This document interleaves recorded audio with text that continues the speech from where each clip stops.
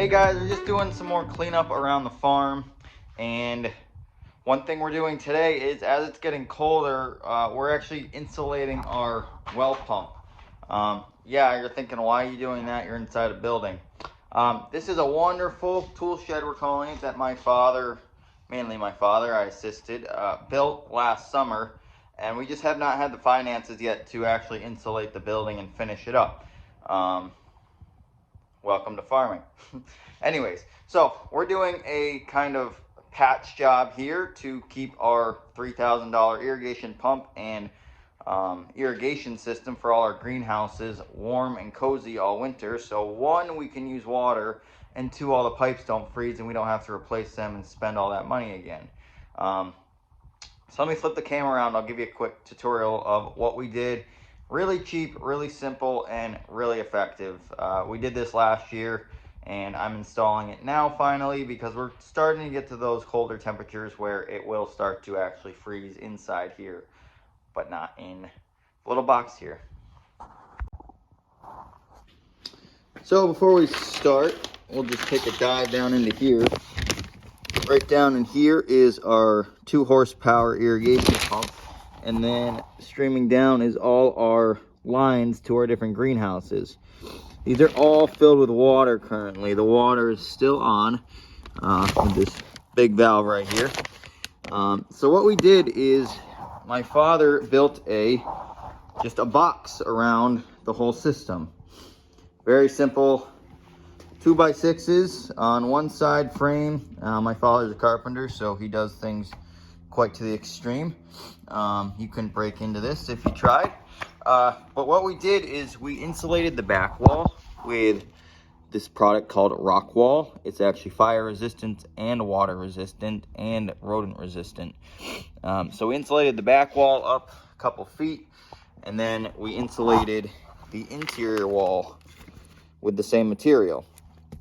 And what we did here is we put some strapping on this side, and on the exterior wall we did a full sheet of plywood here to cover it up, to keep the rock wool having something close and tight to stick to. So after that, we have our insulated box, and to make kind of life a little easier, and so we could check in and out of our pump to make sure it was operating properly throughout the winter, what we did is we just installed a couple boards about every 1.5 to 2 feet across the frame of this box here. And what that's going to do is allow us to put this rock wall on top of it. So we're going to line it on top here, and I'll show that in a minute. But what we're doing before that is we're putting some plastic in here to help keep the insulation and the heat in here. And keeping the rock wall on top will help keep that insulation and that heat underneath the plastic here. One more vital thing I want to talk about is what we have going on to keep it warm in here. And you might all think this is kind of funny, but we have one of those simple just shop lamps in here with a bigger light bulb in here that throws off some decent heat. With that, because of course we don't want this on all winter, it'll probably get it pretty warm in here, or it could burn out the light bulb and we wouldn't know, is we have it set up to a little thermostat right here, which is just plugged into the wall, plugged into the outlet I should say, and it's a 55-degree thermostat.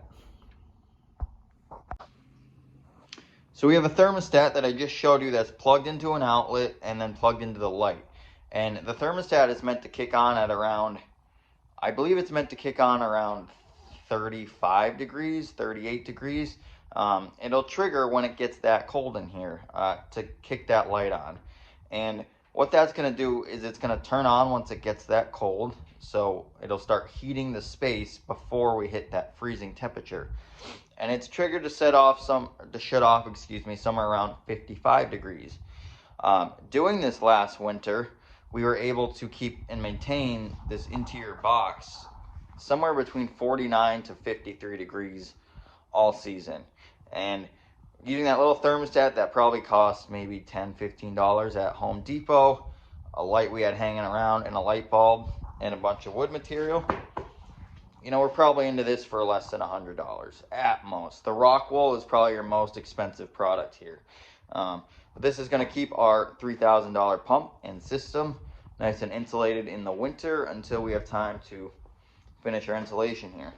One thing we do is we put a thermostat in here to regulate the temperature of the box to make sure that the thermostat is working properly, and keep an eye on it throughout the winter to make sure, because we can't really get in here once we seal it up. So having that internal temperature to keep checking to make sure it's not 80 degrees, it's not 90 degrees, it's not 31 degrees will really help us to mitigate that.